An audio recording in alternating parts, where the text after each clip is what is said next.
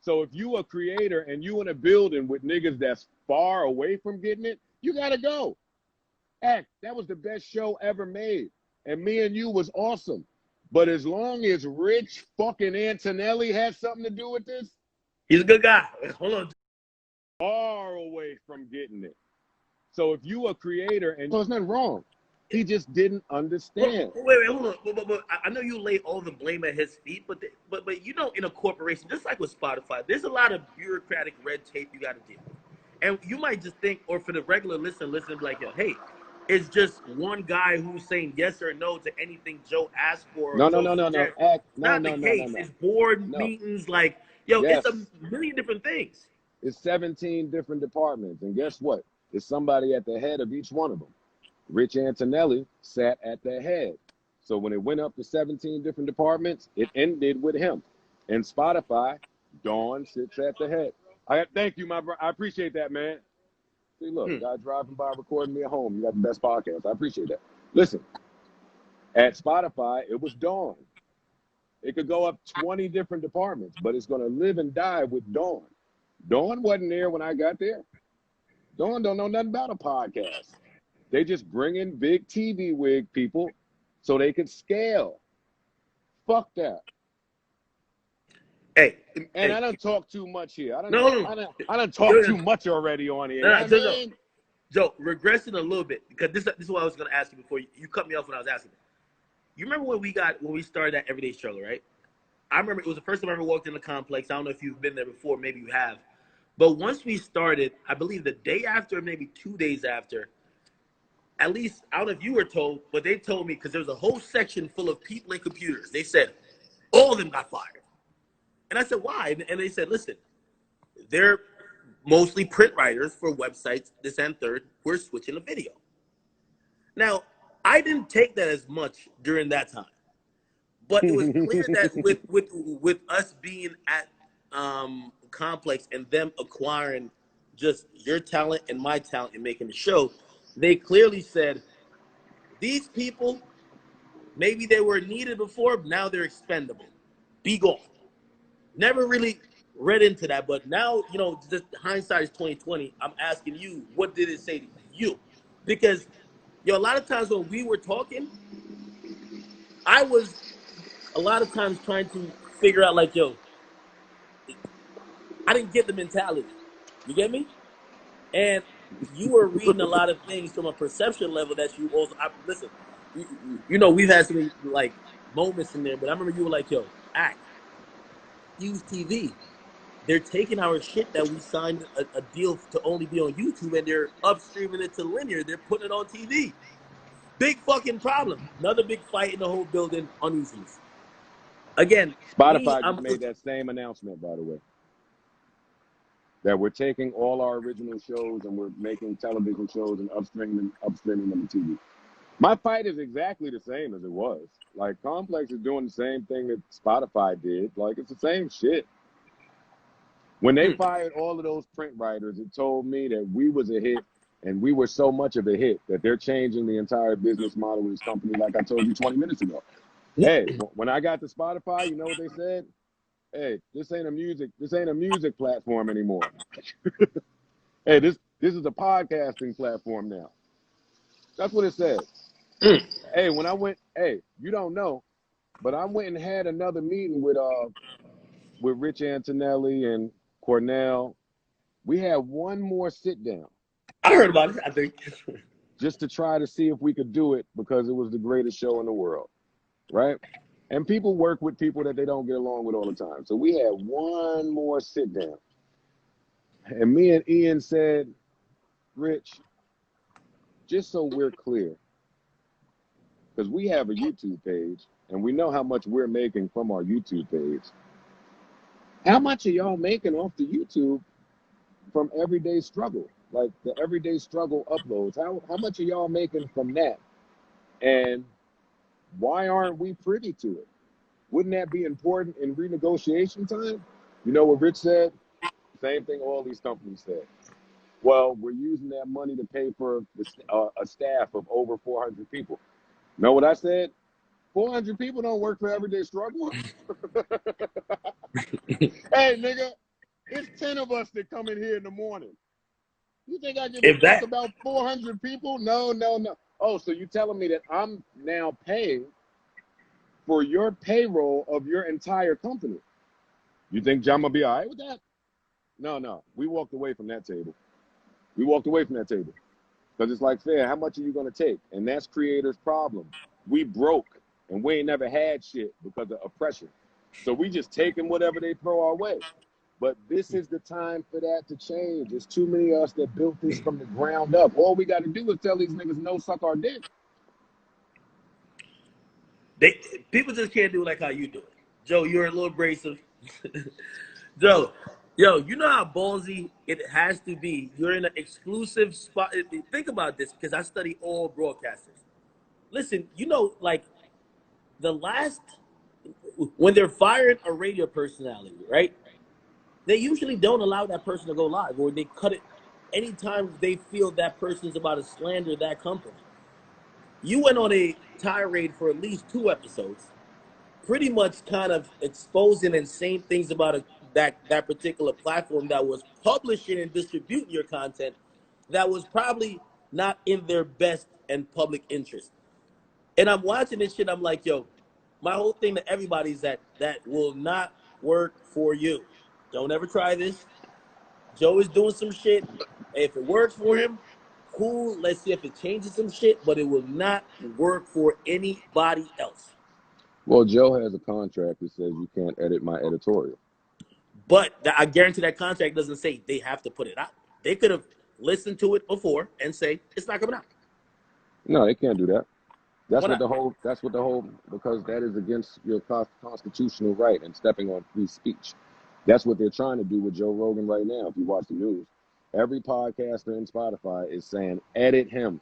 He is saying hateful shit. We want him out of here. Spotify is like, fam, we just gave him $100 million. He is not leaving. Sorry. No. Well, they also want certain episodes down, and that's not published on Spotify. So what I'm saying is that if say a Spotify exec hears you're talking crazy, at least to them, yo, this episode of Joe Budden's podcast will not be published. It just will not be. Then I'll publish it elsewhere. We have an exclusive deal. You cannot publish elsewhere. Sure I can. In an exclusive deal, you can't. Fam, act. At the end of that contract, I would have did whatever the fuck I wanted to do. I did it that way because I was a professional. Like, I would have put my YouTube vids out the same day. I could have wilded out at the end. I just got loud and boisterous. But I didn't wild out. I was very professional and ended it the right way. Joe, let me ask you, because again, you're one of the people. I look at Charlamagne, like me and Charlamagne, we talk a lot. Like he told me about his network a long time ago. Shit, I'm about to bring a podcast to existence, and I had meetings with his network as well. So I look at like how you do things and how he does things, and then what comes up, especially when talking to people, is like, is Joe burning bridges? Yes. Do you feel you're burning bridges? Because play this. Like here's the thing with Complex, right? Even if I was ever to leave there, I'm not going out in a ball of fire of like, yo, the CEO is racist, this person's that, which you kind of did, and it's hard for me to even see Complex doing any business at all, even if it's with a subsidiary of a company you create, because now they have to be conditioned to think, based on our dealings with Joe Budden, we don't want to be in business with anything he's involved with. So that's what I'm asking is, like, do you feel like you're burning bridges? Yeah, I am burning bridges, man. I love arson. Yes, I'm burning bridges. But the thing about that is, Joe is a 9-figure outfit now. So if Joe says, I'm not doing business with you, it means... Hold on, Joe. Yeah. You've said this 9-figure thing a couple times. Facts. I've tried to... I'm a math major. I'm trying to compute. I can't tell you. Fuck is you talking about? Stop it, I can't Joe. tell you. Stop. I can't Joe, tell you in public. Act. I can't tell you publicly because they'll kill me. They will come to my house and kill me if I tell you. Joe, Joe, you think you're single-handedly responsible for 9 I figures don't. of income? No. You think I would go on that rant and think? No, I don't think anything. I know But if that's the case, why wouldn't they acquiesce to whatever the fuck you asked for? because I wouldn't allow them to insert advertising in my back catalog and my new catalog. That's why. So it don't Okay. matter if I was responsible for, let's call it $200 million through subscriptions and whatever else, right? If Joe is not going to if the new model says, yo, every podcast that comes here now, we have to either own it or we have to be able to place ads wherever we want without your permission. I do hear that is the new motto. And by the way, It is. they It is. I'm still for them. I'm still a nigga out here protecting consumer experience. No, I will not let you put ads all in my shit. Well, that tells them Joe ain't down to do business the way that they do business now. So it's over. Yeah, hold on, but Joe, I would imagine that they would probably just knowing how corporate people work, they would grandfather you into a deal that didn't require that. Oh no. That's the They wouldn't problem. force you into a new deal. No, that's the issue. The issue is I had a grandfather contract. So they could not do certain things. And that was Yeah. their beef. So if I wasn't going to let go of that contract that I designed, then for them it was either, all right, take this money. If you take this offer we giving you, we'll keep fucking with you. Yeah. Most people would have took it. From what I hear, Spotify is not in the business currently of allowing anyone they're signing to exclusive deals to still own all their IP, still Facts. operate a certain type of way. Facts. And I would imagine that when they offered you a contract, they were not trying to own anything that they didn't already have. Not true. They were trying to get everything they didn't have. And I said no. And they did not budge.